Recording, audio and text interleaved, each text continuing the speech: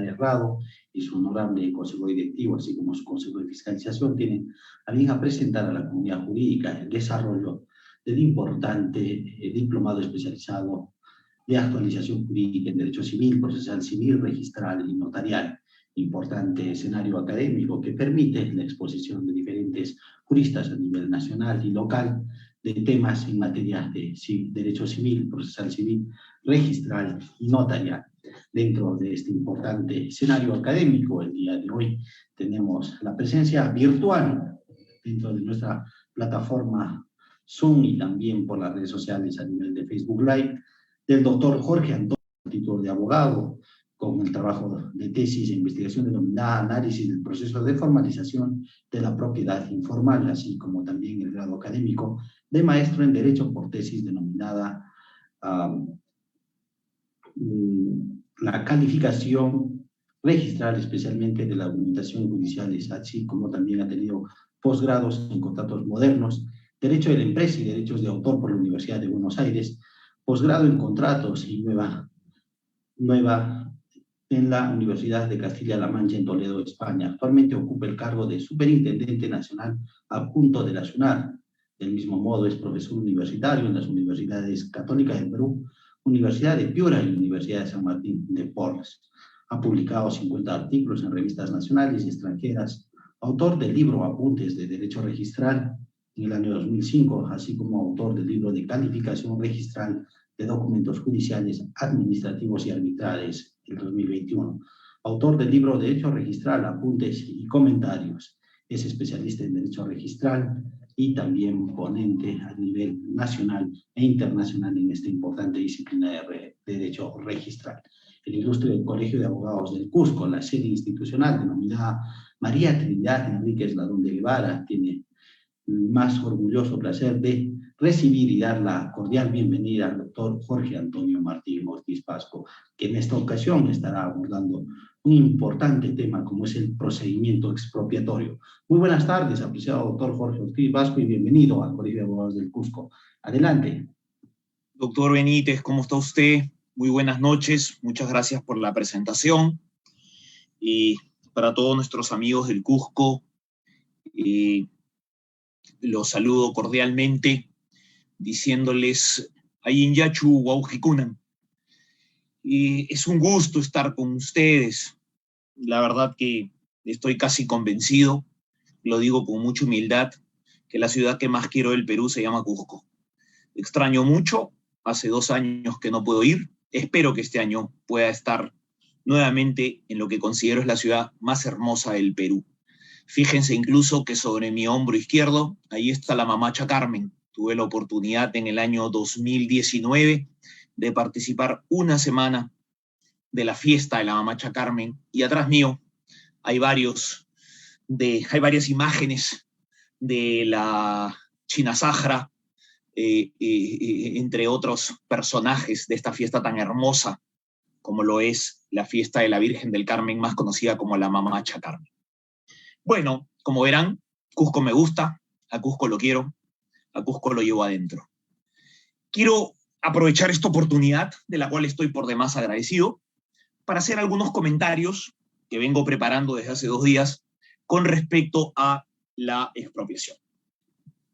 En el Perú, nuestro país, hay una norma, que es la famosa ley de expropiaciones que se dictó en el gobierno del presidente Humala, y que es el decreto legislativo 1192, que después tuvo 4 decretos legislativos más que lo llevaron originalmente a un decreto supremo llamado Texto Único Ordenado, que fue el decreto supremo 011-2019 Vivienda, y que ha terminado esta serie de normas legales. Repito, el decreto legislativo 1192 ha tenido después 4 decretos legislativos, un texto único ordenado de la Ley General de Expropiaciones en el Perú, que tiene como partida de nacimiento al decreto legislativo 1192.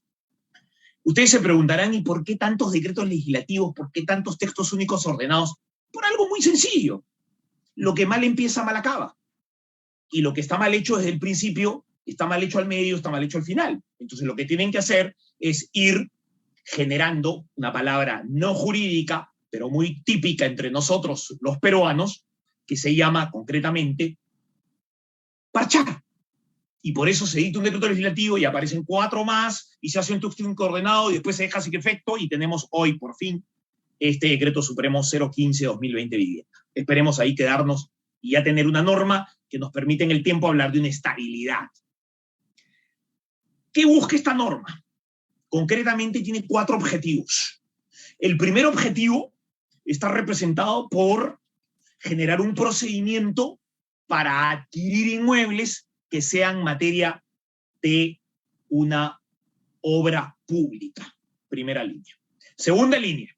Si en el proyecto de querer adquirirlos, que es el primer objeto de esta ley, no se pueden adquirir, ya sea por una adquisición vía trato directo, entonces lo que sigue es ir a una expropiación. Lo tercero, o el tercer objeto de esta norma, está representado por que el Estado transfiera sus inmuebles, los inmuebles de su propiedad, en la tutela de la Superintendencia de Bienes Estatales, para aquellos espacios en los que exista la necesidad de desarrollar obras públicas y, como tal, no tener que expropiar, sino tener que usar los propios bienes del Estado. Y el cuarto objetivo es la liberación de interferencias, que ahora lo vamos a ver más adelante, pero recapitulo.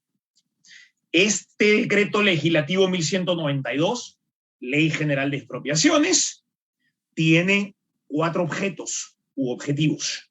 Adquisición de inmuebles para desarrollar obras públicas, expropiar si no lo pude adquirir, más claro, si por las buenas no pudimos vía trato directo adquirirlo, entonces se lo expropio. 3, transferir bienes del Estado para desarrollar obras públicas en esos predios del Estado. Y 4, buscar que agilizar las interferencias que puedan existir, y a esto se le ha llamado liberación de interferencias. Muy bien. ¿Sobre qué principios administrativos está soportada esta ley, este decreto legislativo 1192? Sobre 3 principios administrativos. El primero, la armonización de intereses. El segundo, la celeridad y eficacia. Y el tercero, la transparencia. ¿A qué se ha querido referir el Estado invocando estos 3 principios de derecho administrativo como principios rectores aplicables al proceso de expropiación de un predio en el Perú? Cuando se ha referido a la armonización de intereses, el Estado lo que nos ha querido decir a todos es generar procesos uniformes, generar procesos que sean armónicos para que nos lleven a un interés común, adquirir ese predio vía expropiación que me permita desarrollar una obra pública. Cuando se ha referido a la celeridad y a la eficacia, lo que ha buscado decirnos la norma es que quiere procesos rápidos y con resultados concretos en la adquisición de estos inmuebles, sea por trato directo, sea por la expropiación, que todos sabemos no es pacífica, porque ninguna expropiación es pacífica. Y 3, el principio administrativo de transparencia, es decir, que el proceso necesario para expropiar o el trato directo, si es que lo que voy a terminar haciendo es una adquisición para no ir a la expropiación, tienen que ser públicos, transparentes y, por sobre todo, una palabra que hace varios años que en el Perú no está de moda, sin corrupción. Pero, al fin y al cabo, son los 3 grandes principios que inspiran a esta norma. ¿Qué es una expropiación? Pues aquí me permito plantearles no una, sino 2 definiciones y una negación. La primera definición es que la expropiación es la adquisición de la propiedad de manera forzada.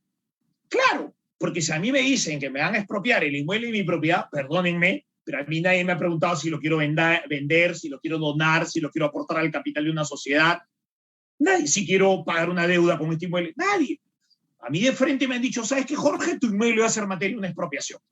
Y entonces, de manera forzada, primera definición.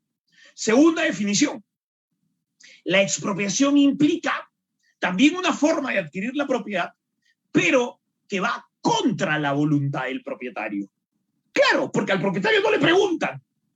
Y no solamente es forzada porque se le imponen, sino que además también la expropiación implica no entender, no preguntar, no plantear, no analizar si es que quien es materia de una expropiación tiene o no la voluntad.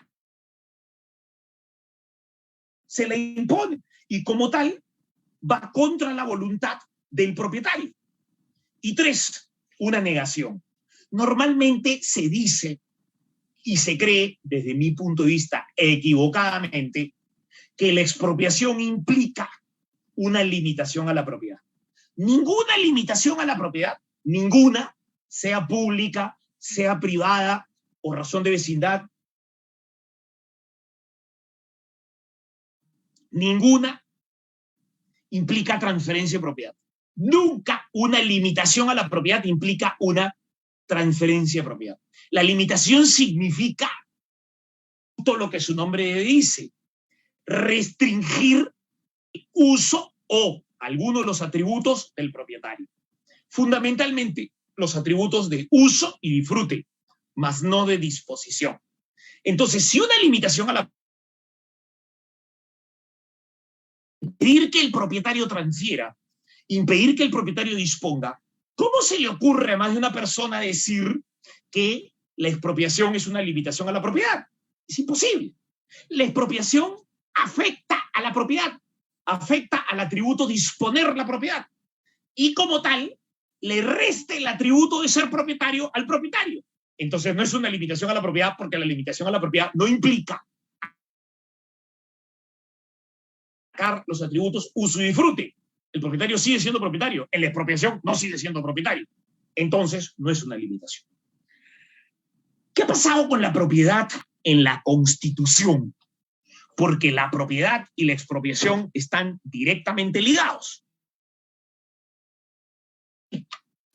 Porque el artículo 70 de la Constitución vigente dice que el derecho de propiedad dice que el Estado garantiza ese derecho a no violentar la propiedad. Y también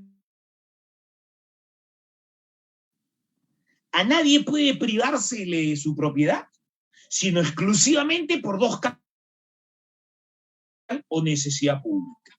No hay más. Es decir, yo no puedo invocar una expropiación si no hay un tema de seguridad nacional o no hay un tema de necesidad pública. Son las 2 causales que tienen rango constitucional. Si yo me salgo de cualquiera de estas 2 causales, entonces no es una expropiación, será una confiscación.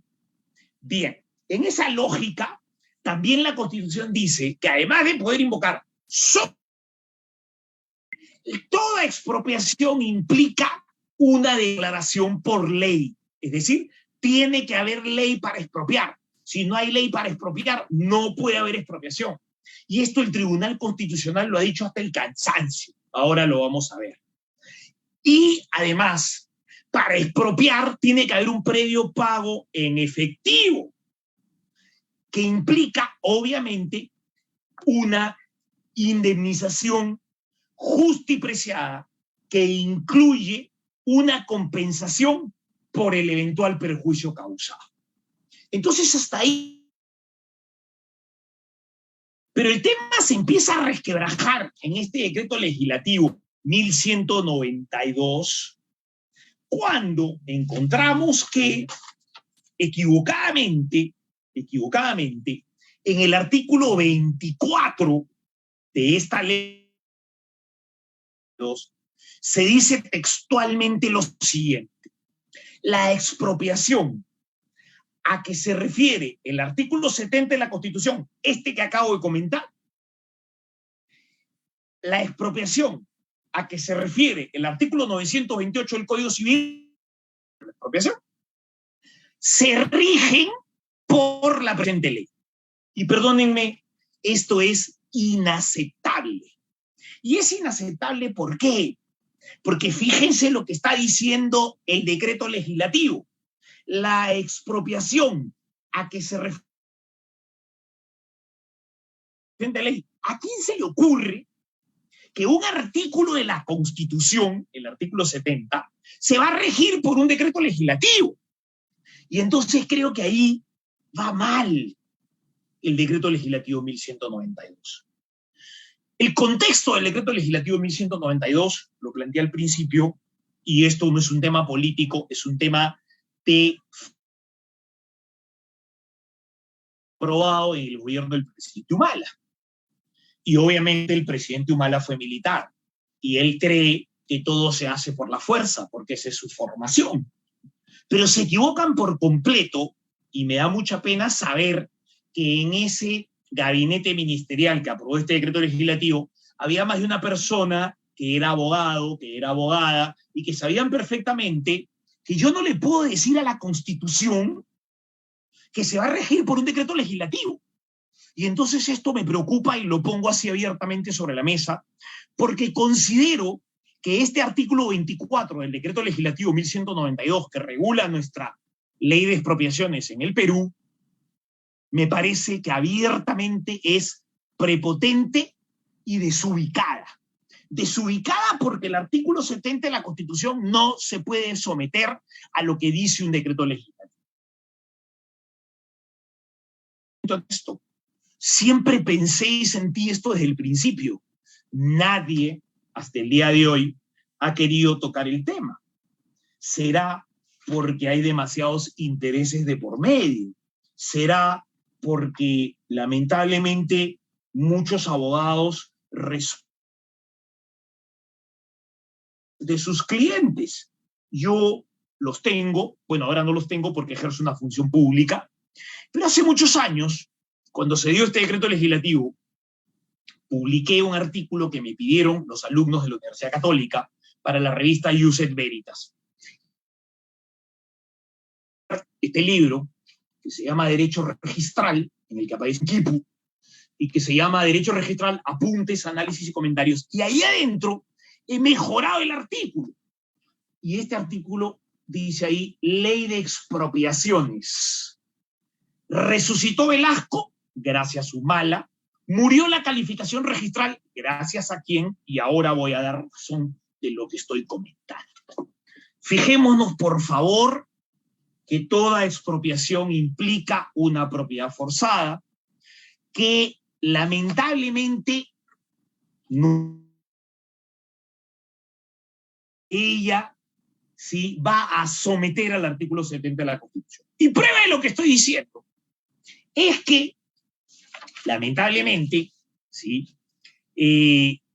Los dos mecanismos que se crean en esta ley, que no va directo al tema de la expropiación, sino que primero pasa por dos mecanismos que ha creado este decreto legislativo y que paso a comentar, y que son la adquisición y el trato directo.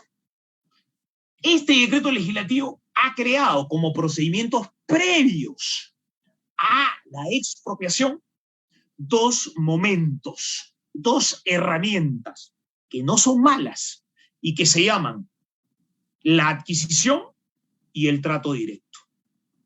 En la adquisición, otra vez, me preocupa y mucho que el artículo 16 del decreto legislativo 1192 diga que una vez, y esto lo estoy repitiendo no de memoria, lo estoy repitiendo de lo que me acuerdo, diga que una vez que el sujeto activo, que es quien expropia, el Estado, en pocas palabras, a través de cualquier repartición pública en sus tres niveles, gobierno central, gobierno regional, gobierno municipal, cualquiera de ellos puede y tiene iniciativa de expropiación. Bueno, dice que cuando el Estado, a través de cualquiera de estos tres niveles en su organización, necesite, tenga claro qué inmuebles necesita para llevar adelante una obra pública para la cual necesita expropiar, podrá comunicar, ojo, al propietario o poseedor del bien a efecto de decirle un proceso de expropiación. Y no me parece mal. Lo que me parece mal es que el Estado le diga a un propietario, sin que exista ley, El artículo 70 de la Constitución dice claramente: a nadie puede privarse de su propiedad, sino exclusivamente por causa de seguridad nacional o seguridad o necesidad pública declarada por ley. Y en este caso concreto, cuando el Estado se dirige a un propietario privado y le dice, en términos coloquiales, como lo expreso en este artículo, me gusta tu casa, le dice, me gusta tu casa, te la voy a expropiar. Bien, pero para poderle decir te la voy a expropiar, necesita de una ley, lo dice la Constitución. Sí, pues, pero justamente por eso es que en el artículo 24 de esta ley han dicho que la expropiación a la que se refiere el artículo 70 de la Constitución se rige por la presente ley. Claro, o sea, le han dicho a la Constitución, tú te riges por lo que yo voy a decir acá. Y eso es lo que están haciendo. Yo no puedo negar que sean coherentemente abusivos, coherentemente y coherentemente se está violentando el ordenamiento legal peruano. Pero esto no lo quieren decir. Mi tranquilidad pasa porque luego de escribir este artículo, que en paz descanse, un brillante constitucionalista, profesor de la Universidad Católica, Enrique Bernales Ballesteros, escribió un artículo en el diario El Comercio en el que dijo que el artículo 16 del Decreto Legislativo 1192 atenta contra un derecho fundamental de los ciudadanos, como es el derecho a la propiedad. Entonces, equivocado no estaba. Más aún cuando mi profesor, constitucionalista de larga data, lo escribió en el diario El Comercio. Y eso me da mucha tranquilidad para seguir empoderado en la crítica de este artículo. Pero fíjense, el Estado identifica el inmueble en materia de la expropiación, o sea, nos dice a todos, y automáticamente, lo dice también el decreto legislativo en el artículo 16, comunica al sujeto pasivo que le gusta su casa una anotación preventiva en la partida registral de su inmueble. ¿Y qué hace? Concretamente lleva adelante esta acción que violenta la propiedad de cualquiera de nosotros. Y me refiero concretamente ¿a qué? A que se dirige al registro de predios y le dice, ahí te envío el cargo de la comunicación que le he enviado al sujeto pasivo, a quien le he dicho me gusta tu casa. Te envío también y te indico el número de partida registral. Y además te hago llegar la orden para que anotes preventivamente durante un año, para que anotes preventivamente esta mi solicitud por medio de la cual voy a cargar, voy a registrar de ese propietario privado con esta anotación preventiva que te ordeno que la hagas. Así lo dice el artículo 16. Y concretamente el 16.3 dice que el registrador público, por el solo mérito de recibir comunicación que le envió el Estado, la repartición pública correspondiente, al sujeto pasivo, a quien le he dicho me gusta cuál es la partida registral, y por el solo mérito de haberle ordenado a través del Ministerio de Transporte, del Ministerio de Salud, del municipio provincial de La Libertad, del gobierno regional de Cajamarca, de quien sea y que tenga actitud y vocación para expropiar, ante cualquiera de ellos, le ordena al registro una anotación preventiva. O sea, ahora resulta que ya no solamente ordenan los jueces, que tienen esa potestad jurisdiccional y es absolutamente válido que suceda, sino que ahora, por ley, Decreto Legislativo 1192, se le ha permitido al gobierno central, a los gobiernos regionales y a los gobiernos municipales que comuniquen al sujeto pasivo, que indiquen la partida registral y que le ordenen al registro que anote preventivamente en esa partida registral, teniendo como sustento que ya le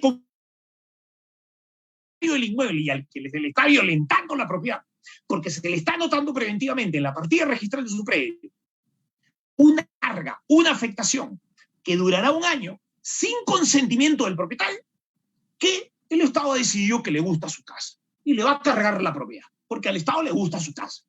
Eso no es expropiar, porque para expropiarse necesita ley y previo pago en efectivo de la indemnización justipreciada que incluya compensación por el eventual perjuicio. Ese es el artículo 70 de la Constitución, que este decreto legislativo se ha encargado en el artículo 24 de decir que la expropiación regulada en el artículo 70 de la Constitución se somete a lo dispuesto en el decreto legislativo 1192. De locos. Y peor aún, le dicen al registrador en el 16.3 que por el solo mérito de estos documentos, es decir, la orden de anotación preventivamente, la identificación de la partida registral y el cargo de la comunicación al propietario, el registrador tiene bajo responsabilidad que anotar preventivamente al registrador que no califique. Le han dicho al registrador que tiene que anotar sí o sí. Muy bien. ¿Qué significa esta anotación preventiva? ¿Cuáles son los efectos de esta anotación preventiva? En la partida registral de mi me van a expropiar, que les gusta mi casa, que cuando consigan la ley me volverán a tocar la puerta para saber si quiero vender, pero ya me marcaron la partida registral, ya me mancharon la partida registral, ¿sí? ¿Qué significa esa anotación preventiva? Significa que por esa anotación preventiva, toda persona, ella, y advierte la existencia de una afectación sobre el predio, ¿sí? ¿Y qué me terminan diciendo? Lo que me terminan diciendo es que desde el momento que han anotado preventivamente en la partida registral del inmueble de mi propiedad, mañana más tarde ahí va a haber, es probable que exista, por ahora solamente es un proyecto de ejecución de una obra de infraestructura, ¿sí? Y que por tanto ese inmueble va a ser materia de adquisición por el Estado, a través del trato directo o de una expropiación. ¿Quién les dijo a ellos que pueden anotar preventivamente mi partida registral si yo no tengo ningún interés en vender ni nada, y menos aún si no hay una ley que me expropie, contra la que no puedo hacer nada, obviamente, pero eso no se está dando? Muy bien. Si yo no acepto el trato directo, estando ya anotada preventivamente esta carga legal, pues lo único que le queda al Estado es mantener ahí la anotación preventiva y conseguir la ley para expropiar. Pero el tema no es ese. El tema es que me han generado una anotación preventiva en una partida registral en el momento en el que no había una ley de expropiación. La inscripción de la expropiación como tal, la expropiación, ¿se inscribe? Sí se inscribe. Y el artículo 30 de la ley lo marca claramente, y otra vez le dicen al registrador que recibida la orden tendrá que inscribir bajo responsabilidad y sanción de destitución la expropiación. Por eso el título de mi artículo es, yo diría, sugestivo, ¿no? Resucitó Velasco, gracias a su mala, murió la calificación registral, gracias a quién, me pregunto, ¿no? Y me pregunto porque, la verdad, no entiendo cómo un Estado de Derecho se puede manejar desde el mundo impositivo, imperativo y atentatorio de los derechos de las personas. No entiendo. No entiendo cómo es que, si quiero anotar preventivamente este pedido de anotación preventiva de me gusta tu casa, el registrador no puede calificar, porque si lo hace es responsable. No entiendo cómo, si cuando ya van a inscribir la expropiación, otra vez utilizan la herramienta y peor aún le agregan que no solamente es responsable, sino que le agregan que además, si se le ocurre calificar la expropiación, podría ser que lo destituyan, porque dice bajo sanción de destitución. Entonces, un ordenamiento legal en el que se violentan los derechos de todos no es un ordenamiento legal. Probablemente es lo que hoy existe en Perú, es del decreto legislativo 1192. Pero fíjense que el tema no queda ahí. Y es interesantísimo saber que, yo diría graciosamente, saber que, hacernos una pregunta. Siempre se ha discutido en Perú si es que la expropiación caduca. Es decir, si no se llevó adelante ese derecho que tiene el Estado a expropiar. Y lo gracioso es que la pregunta siempre ha sido la misma. En Perú, ¿es posible la caducidad de la expropiación? y las respuestas no las ha dado este decreto legislativo, lo cual es absolutamente contradictorio con todo lo que acabo de decir. Porque entonces, si han anotado preventivamente en mi partida registral un intento de expropiación porque les gusta mi casa, se olvidaron por completo de lo que legislaron después en el mismo decreto legislativo. Porque la expropiación puede caducar, según este decreto legislativo, cuando, ¿sí?, caduca el derecho a expropiar del sujeto activo. Es decir, el sujeto activo puede perder su derecho a expropiar. Los supuestos son muy claros. Cuando hayan pasado 60 meses, o sea, 5 años, sin que el sujeto activo, ¿sí?, haya ejercido su derecho a expropiar. Es decir, pasaron 5 años y mi partida registral estuvo 5 años con una anotación preventiva que me gusta tu casa, pero no expropiaron nada y por tanto caducó el derecho a expropiar. Caduca de pleno derecho. Y mi casa durante 5 años yo no pude hacer nada con ella porque esa anotación preventiva le decía a todo el mundo que ahí sí iba a desarrollar un proyecto de ejecución de una infraestructura y que el IRIEN iba a ser materia de adquisición por el Estado, vía trato directo o por expropiación. Y durante 5 años me desmerecieron la propiedad. Bueno, sí, porque esta misma norma bien ha introducido en el Perú una figura que nunca existió, que es la de la caducidad de la expropiación. Pero mal, porque resulta que 5 años después de haber tenido anotada preventivamente en la partida registral de mi predio una carga de ese tipo, me dicen, ¿sabes qué, Jorge? Ya no vamos a expropiar. Ha caducado, ya pasaron 60 meses y gracias, hasta luego, Jorge, vámonos. En una de esas ni siquiera levantan la medida esta registral. Muy bien.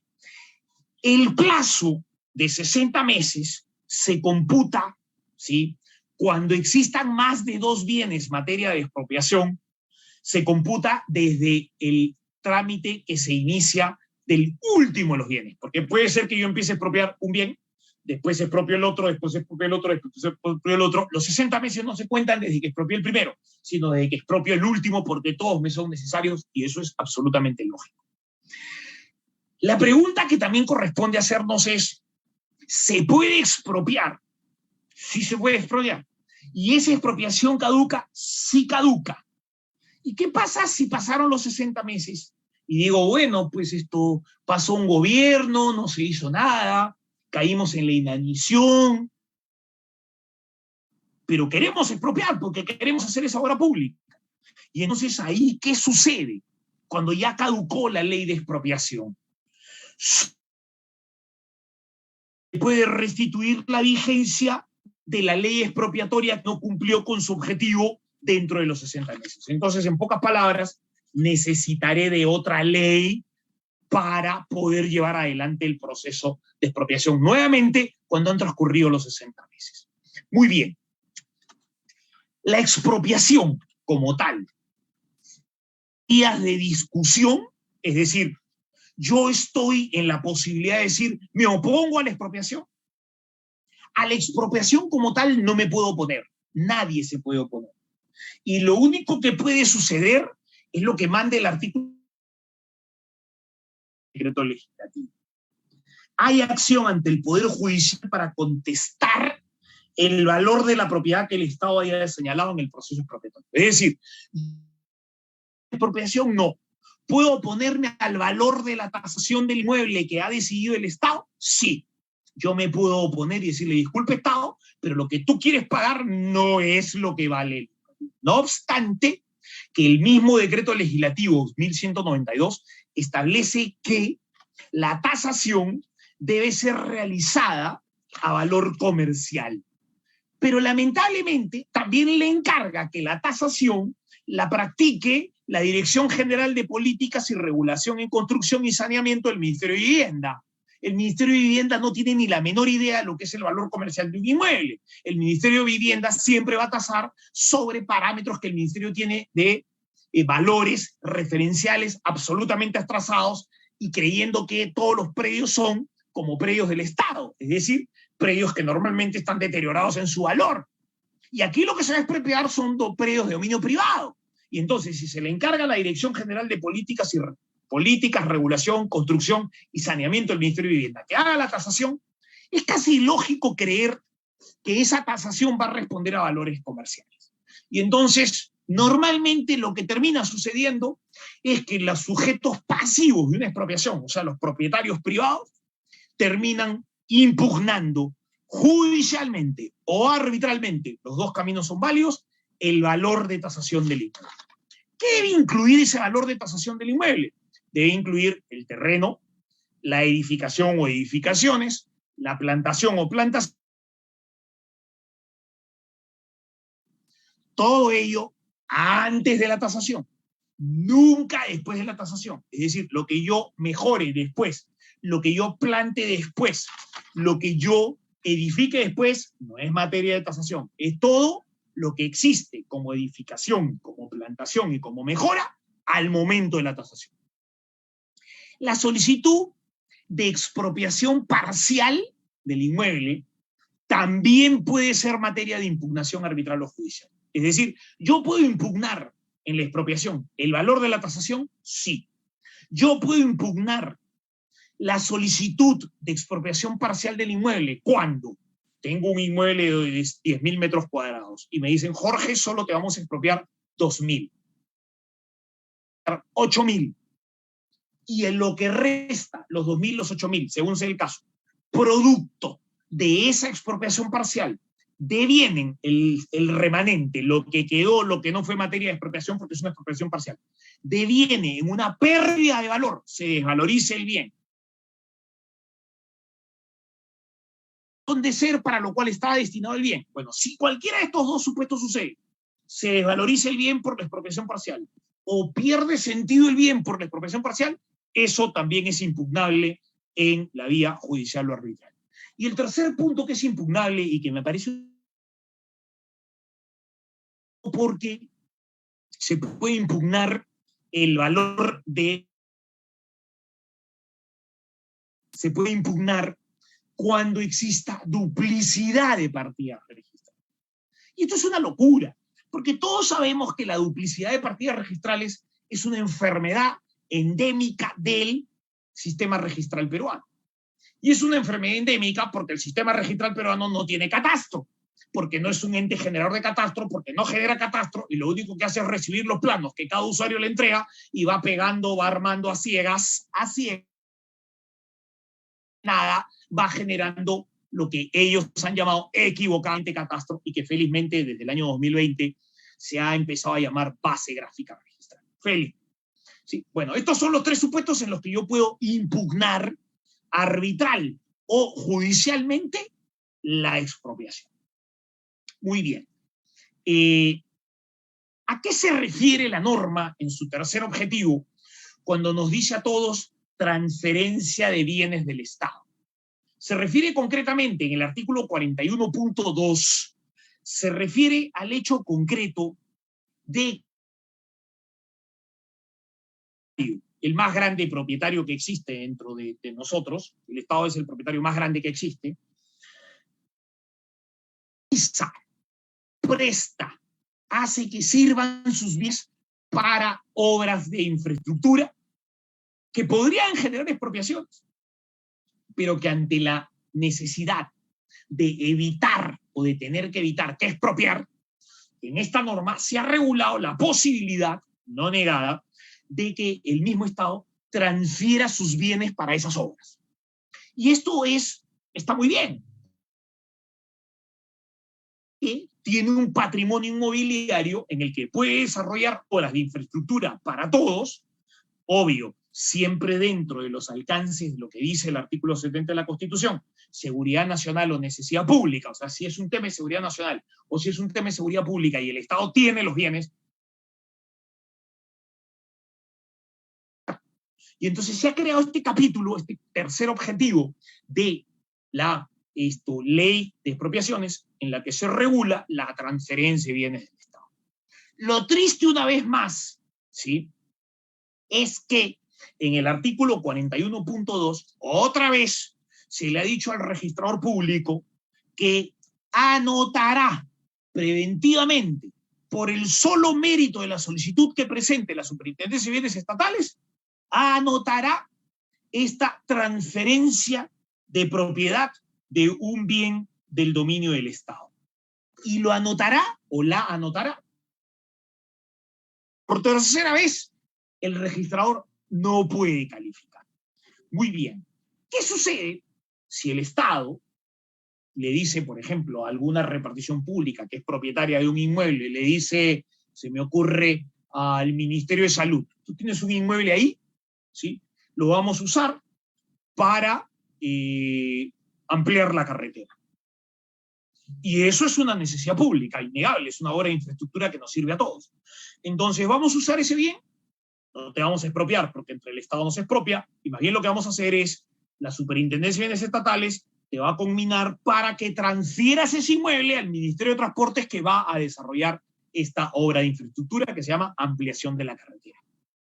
¿Qué pasa si el Ministerio de Salud, que va adelante en el procedimiento, que sabe que lo tiene que hacer porque está regulado en esta ley de expropiaciones, como su tercer objetivo, transferencia de bienes del Estado, ¿qué pasa si el Estado, el Ministerio de Salud, empieza a decir, ay, no, se demora, porque ustedes saben cómo se demora, se demora y se demora? Muy bien. Entonces, en esa lógica, se ha creado la posibilidad, y existe la misma, de que el ejecutor coactivo pueda ejecutar la transferencia incumplida por el Estado. Y les digo con toda honestidad, así como he criticado, hay mucha gente que dijo, esto no puede ser porque es el Estado, eso es el Estado. Que justamente, sí puede ser, porque si el Estado sabe, y me refiero concretamente al ejemplo, el Ministerio de Salud sabe, porque la Superintendencia de Bienes Estatales ya le dijo, tiene que transferir el inmueble al Ministerio de Transportes, y lo ha transferido, pero no se lo entrega, entonces lo que corresponde es que el mismo Estado le diga al Estado, a través del ejecutor coactivo, voy a hacer cumplir tu incumplimiento. Y por tanto, esa transferencia que debiste haber hecho, la voy a ejecutar yo, así de concreto. Creo que es la mejor forma de hacer que el Estado cumpla, y me parece muy bien que lo hagan a través del ejecutor coactivo. Ahora, ojo que hay una regla aquí general sumamente interesante para lo que significan en general las transferencias de bienes del Estado. Cuando se discuta, ¿sí?, judicialmente alguna situación propia del derecho de propiedad, de la posesión o de actos de disposición sobre bienes del Estado, se ha dicho en esta norma, ¿sí?, que el juez a cargo de la causa en la que se discute propiedad, en la que se discute posesión o en la que se discuten actos de disposición sobre predios de dominio público, el juez a cargo de la causa está obligado a solicitar opinión a la Superintendencia de Bienes Estatales. Porque el ente rector de la propiedad estatal en el Perú es la SBN, o SBE, Superintendencia. Me parece importantísimo que los jueces tengan que pedirle opinión al mismo Estado y concretamente a la entidad que lleva adelante este proceso. Y ya acercándonos hacia al fin de esta presentación, de este compartir con ustedes, quiero referirme a dos temas concretos últimos. Uno, la liberación de interferencias, que es el cuarto objetivo de esta ley. ¿Qué es liberar interferencias? Interferencias son todos aquellos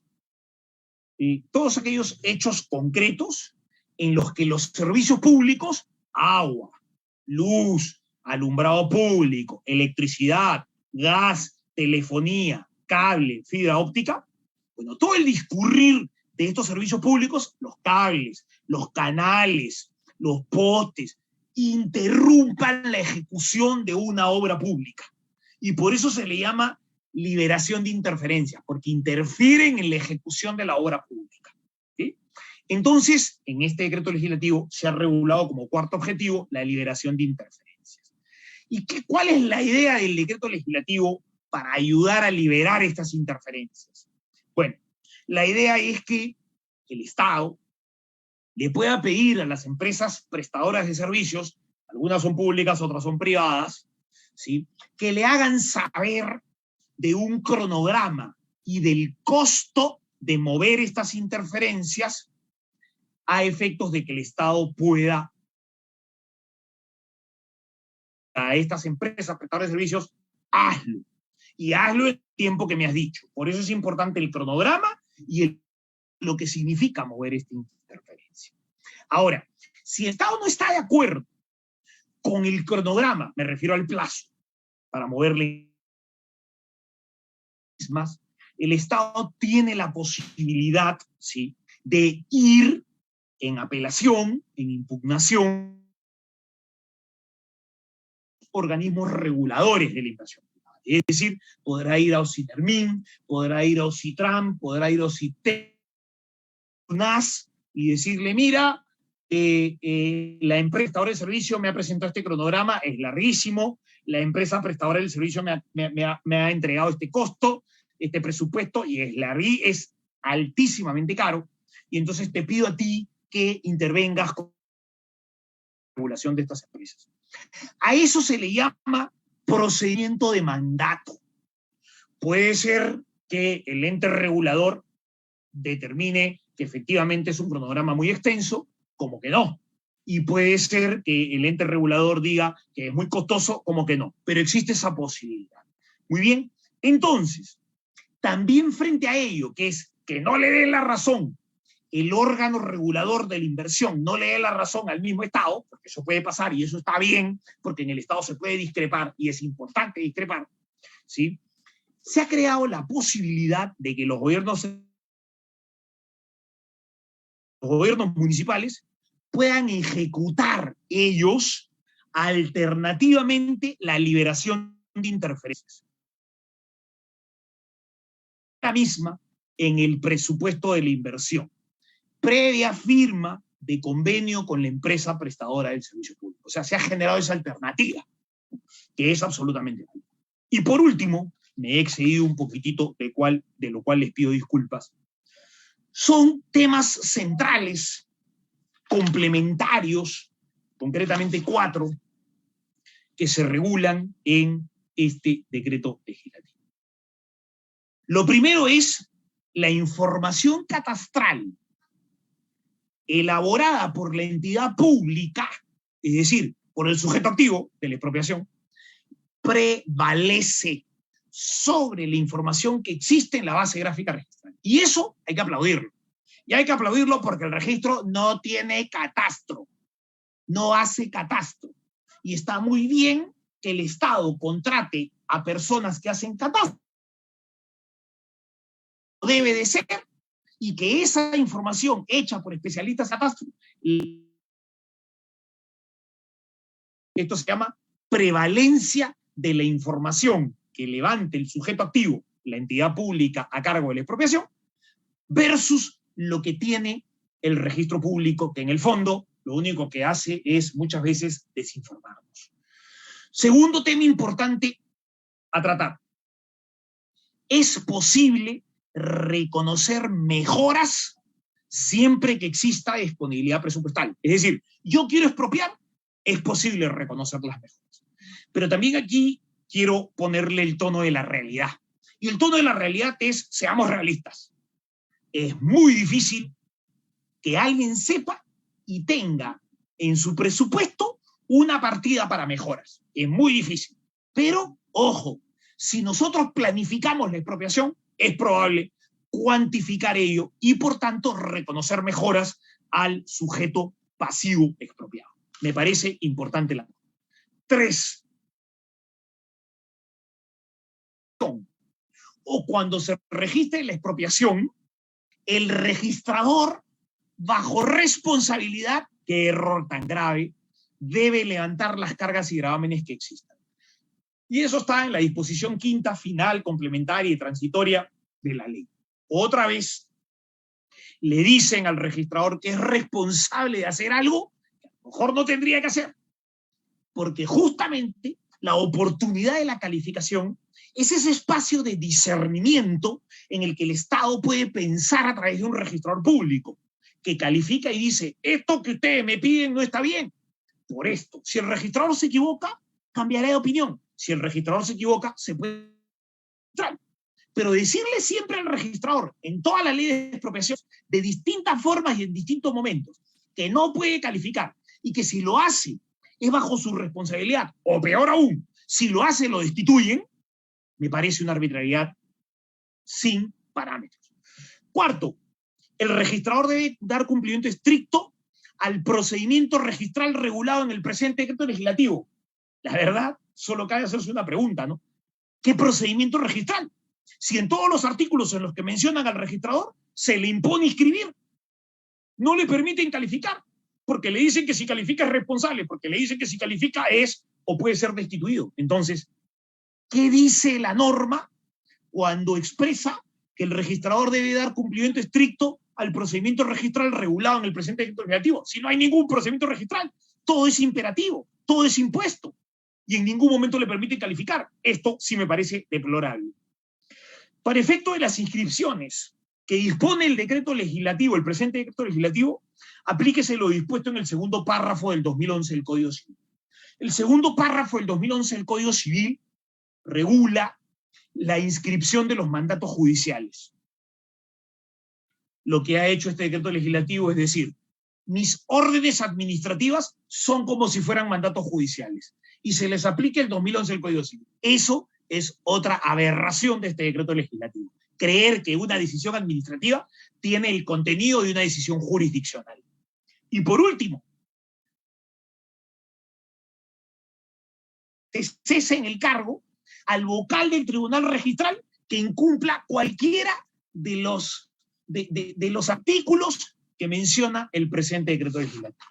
Bueno, la verdad, me he excedido un poco, se me dijo que habían 45 minutos, yo estoy en 55, pero solamente quiero compartir con ustedes una lectura que estuve trabajando ayer para estos revisar con ustedes. El brillante tratado que se llama Derecho Administrativo, del eminente profesor español de la Universidad Complutense de Madrid, Eduardo García de Enterría, tiene una definición que me parece interesantísima y con ello quiero cerrar. Me ha brindado el Colegio de Abogados y que me brindan ustedes al utilizar su tiempo en escucharme. No se altera el estatus general de la propiedad. Simplemente se impone un sacrificio de una situación dominical específica ante intereses públicos superiores.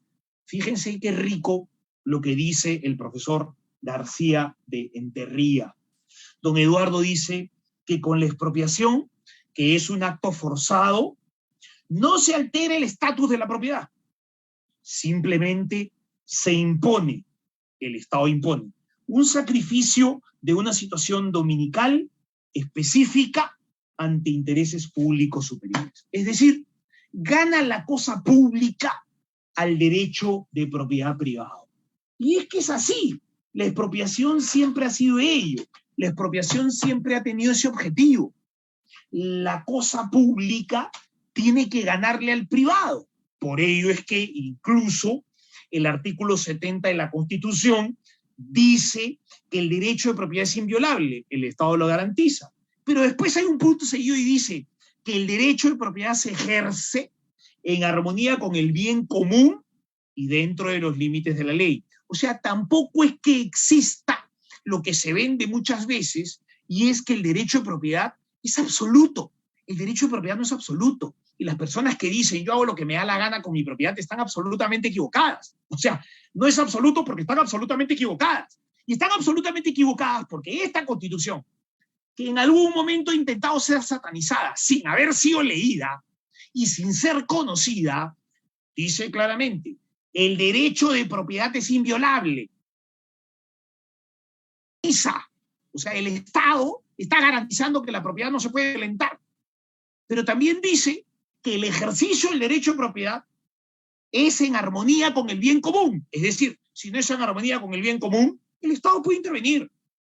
Y que además el ejercicio del derecho de propiedad se da dentro de los límites de la ley. Es decir, el Estado por ley puede limitar la propiedad. Sí, y lo hace a cada rato.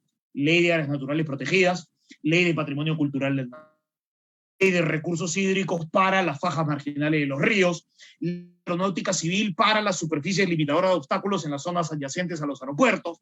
Lo hace constantemente. Ley del derecho de vía en el Perú, lo hace constantemente, limita la propiedad. Entonces, este es un tema riquísimo. Ahora sí, tiempos, he usado exactamente una hora. Yo le agradezco nuevamente al doctor Alex Javier Benítez Tito, que me ha acompañado desde la invitación, que hoy también me acompaña aquí, y quedo a lo que usted decida, estimado doctor. Muchísimas gracias, apreciado doctor Jorge Antonio.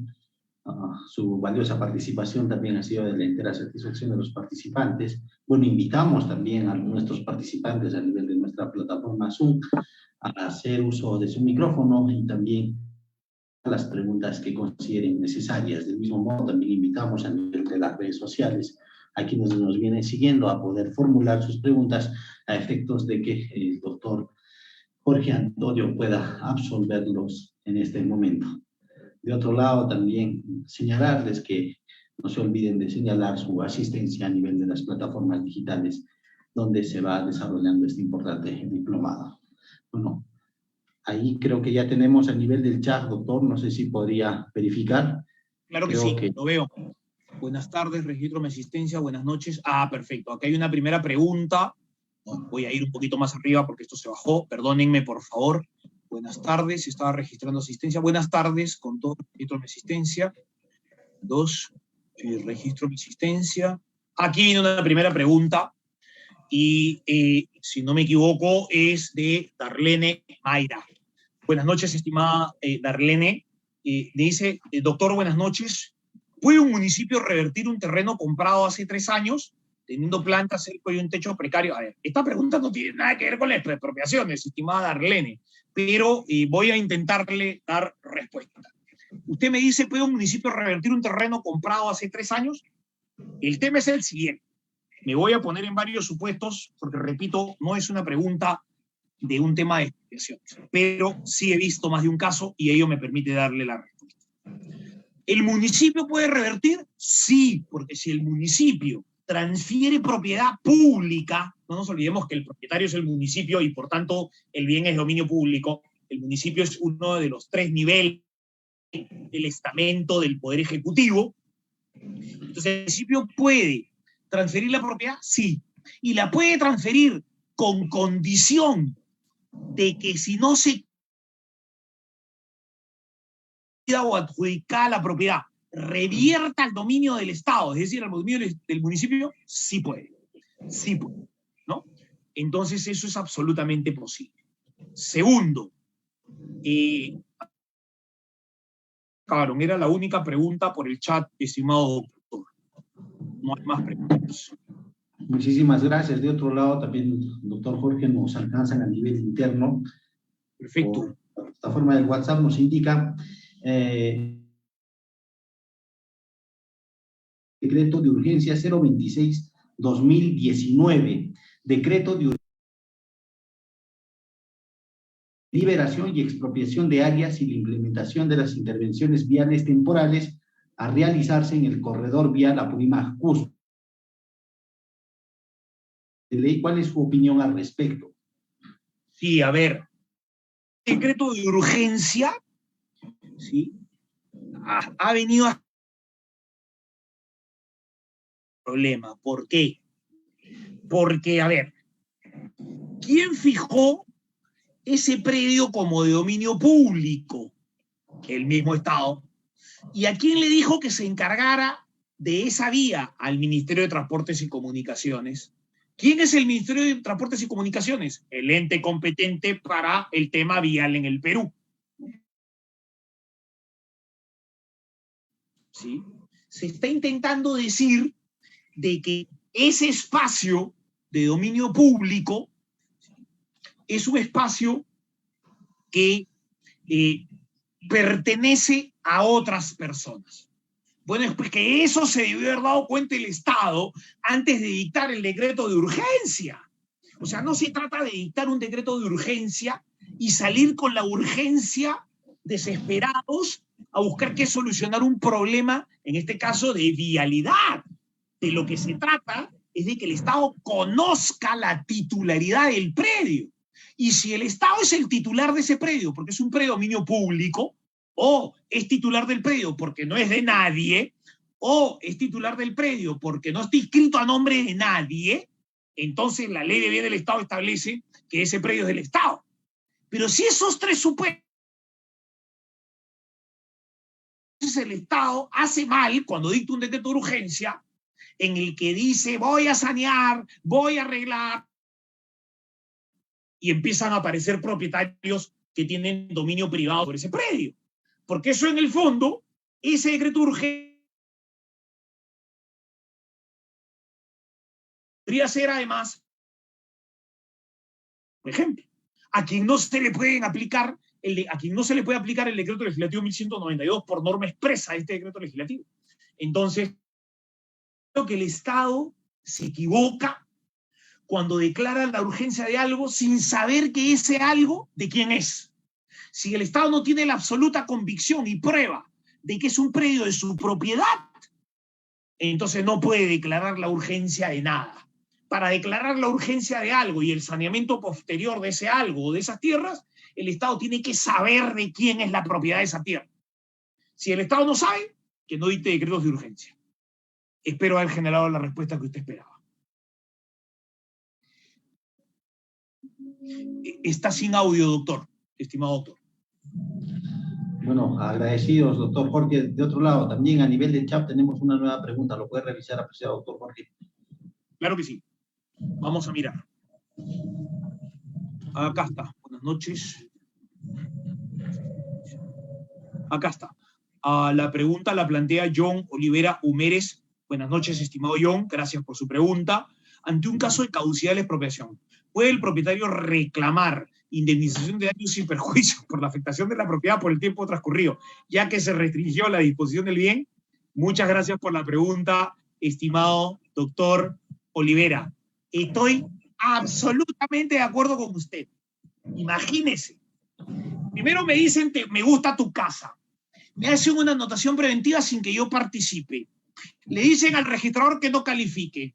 Y después de que me llevan una anotación preventiva, que lo que le dice a todo el mundo es que ese predio va a ser materia de expropiación, que ahí habrá en el tiempo una obra de infraestructura, resulta que pasa el tiempo y el Estado dice, muy suelto de huesos, dice, como han pasado 60 meses y no hemos hecho nada, entonces lo que vamos a hacer ahora es declarar que ha caducado de pleno derecho la expropiación que quería hacer. Ya no hay más expropiación.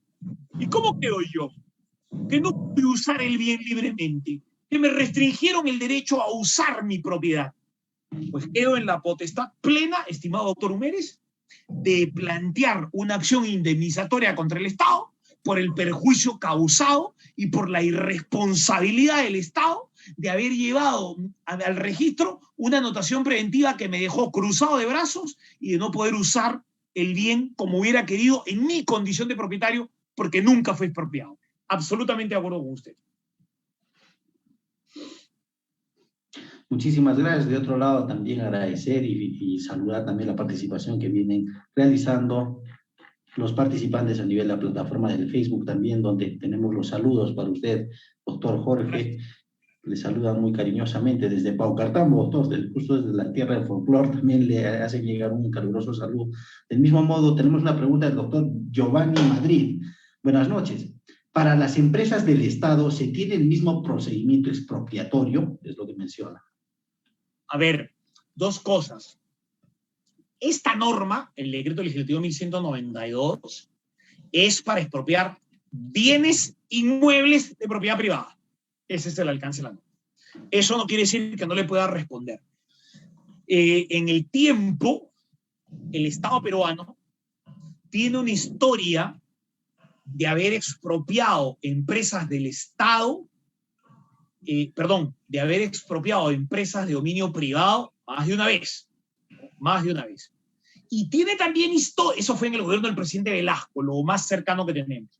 Y también tiene historia de haber dispuesto de la propiedad pública de empresas públicas completas y, por ejemplo, la empresa de la luz en Lima, Electrolima, y en el Perú, Electroperú, fueron vendidas. Y entonces, ¿qué se hizo? Se dictaron decretos legislativos por medio de los cuales se pusieron en venta empresas públicas. Y cuando se pone en venta una empresa pública, ahora estoy hablando del gobierno del presidente Fujimori, ¿sí? Primero me fui al gobierno del presidente Velasco, desde el lado de la expropiación de empresas de dominio privado. Y ahora me voy del lado del presidente Fujimori, en el que se han dictado normas para vender empresas públicas. Entonces es posible, la historia lo dice, cuando se vende una empresa pública, se vende con activos. ¿Sí? Centromin Perú, por ejemplo, se vendió con activos. Electroperú se vendió con activos. Electrolima se vendió con activos. Telefónica del Perú se vendió con activos. Entonces se venden muebles e inmuebles. Y eso está claramente definido y se ha hecho en el gobierno del presidente Fujimori. Le he puesto los dos ejemplos para mirar con los dos ojos siempre como creo que debe ser el derecho. Muchas gracias por la pregunta y un saludo también fraterno para nuestros amigos de Paucartambo. Muchísimas gracias, apreciado doctor Jorge Ortiz Pasco. El ilustre Colegio de Abogados del Cusco en la gestión 2021-2022 ha emitido la presente resolución de candidaturas número 019-2022 y la de fecha Cusco 18 de enero del 2022, el decano del ilustre Colegio de Abogados del Cusco, considerando que el ICAD como orden deontológica, a la vez que sanciona conductas discordantes con los deberes éticos y profesionales, también se encarga de estimular y destacar las conductas ejemplarmente valiosas en la cotidiana lucha por el imperio del derecho y la justicia, que son los cimientos de una paz social, que recientemente, iniciativa del Consejo Directivo y en el año del Bicentenario, en reconocimiento al gran legado dejado por la ilustre cusqueña María Trinidad Enríquez Ladrón de Guevara, primera jurista de Latinoamérica que bregó por la igualdad de derechos y de oportunidades en medio de su lucha por la libertad de optar por el ejercicio profesional. Se realizó la incorporación del Bicentenario en forma póstuma con el registro número 1 a nuestra orden profesional. Asimismo, se declaró como Casa de María Trinidad Enríquez Ladrón de Guevara a nuestra sede institucional. Asociada como miembro emérito por la Junta Nacional de Decanos de los Colegios de Abogados del Perú y por decisión unánime de dicha entidad nacional, se instituyó celebrar cada 5 de junio como el Día de la Abogada Peruana, que el doctor Jorge Antonio Martín Ortiz Pasco es bachiller, abogado y maestría en los negocios por la Universidad San Martín de Porres, Lima, Perú. Del mismo modo, ha obtenido el título de abogado mediante tesis, un trabajo de investigación denominada Análisis del proceso de formalización de la propiedad informal. Obtuvo su grado académico de maestro en Derecho por tesis denominada la calificación registral y especialmente la de documentos judiciales. Ha realizado posgrados en contratos modernos, Derecho de la Empresa y Derechos de Autor por la Universidad de Buenos Aires. Ha realizado también un posgrado en contratos y nueva economía, obteniendo el título de especialista en contratación en la nueva economía por la Universidad Castilla-La Mancha en Toledo, España. Actualmente ocupa el cargo de Superintendente Nacional Adjunto de la SUNAR. Actualmente es profesor universitario en las Universidades Católicas del Perú, Universidad de Piura y Universidad San Martín de Porres. Ha publicado diferentes artículos en revistas nacionales y extranjeras, así como también es autor del libro Apuntes de Derecho Registral, como también autor del libro Calificación Registral de Documentos Judiciales, Administrativos y Arbitrales, autor del libro Derecho Registral, Apuntes y Comentarios, especialista en Derecho Registral, como también conferencista nacional e internacional en la especialidad de Derecho Registral. Ha participado como ponente en el Diplomado de Derecho Civil, Procesal Civil, Registral y Notarial, organizado e impulsado por el ilustre Colegio de Abogados del Cusco, quien a través de sus experiencias y conocimientos ha mostrado su alto conocimiento en el tema expuesto, el mismo que ha sido de la entera satisfacción de los asistentes. Por estas consideraciones de conformidad con los literales A y F del artículo 48 y el literal C del artículo 49 del Estatuto Institucional, se resuelve, artículo primero, expresar el agradecimiento y saludo institucional al doctor Jorge Antonio Martín Ortiz Pasco por su participación como ponente en el Diplomado de Derecho Civil, Procesal Civil, Registral y Notarial con el tema procedimiento expropiatorio. Artículo 2º, disponer que la presente resolución sea puesta en conocimiento de la parte interesada para los fines correspondientes.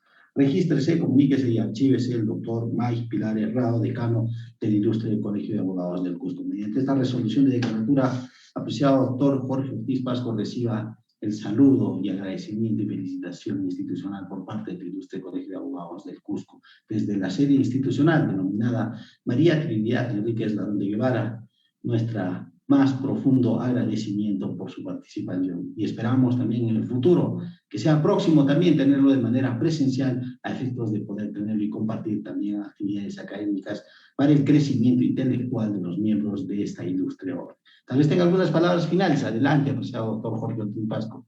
Y 3 o 4 temas puntuales. Primero que nada, mi agradecimiento a ustedes por este reconocimiento que hacen. Segundo, va a ser un gusto estar con ustedes presencialmente. No digo que no sea un gusto estar virtualmente, pero nadie puede negar, después de 2 años, camino a 3, que los seres humanos estamos hechos para tener relaciones vivenciales. Cuenten con uno, esa es mi segunda expresión, para cuando ustedes lo crean conveniente, poder estar en tan hermosa ciudad como lo es el Cusco. Y solamente despedirme en palabras quechuas que son propias de, repito, la ciudad más linda del país. Allí Tuta, buenas noches, Tupananchi Quema, hasta una próxima oportunidad. ¿Sí? Tupananchi Quema, apreciado doctor, un fuerte abrazo a la distancia, esperamos tenerlo pronto también. Agradecerle y también felicitarlo por su brillante exposición el día de hoy en esta jornada importante del diplomado especializado en Derecho Civil, Procesal Civil, Registral y Notarial. Recordarle también a nuestros participantes que nos reencontramos la siguiente semana también con especialistas abordando estos temas tan importantes para la actualización jurídica de los miembros de la orden profesional, la comunidad jurídica en general. No olviden registrar sus nombres, sus datos personales y consignar su correo electrónico a efectos también de poder considerar su participación en este diplomado.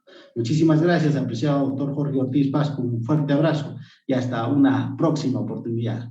Tupananchis Kama, un fuerte abrazo. Tupananchis Kama, Sulpaiki, allí en Tuta. Allí en Tuta.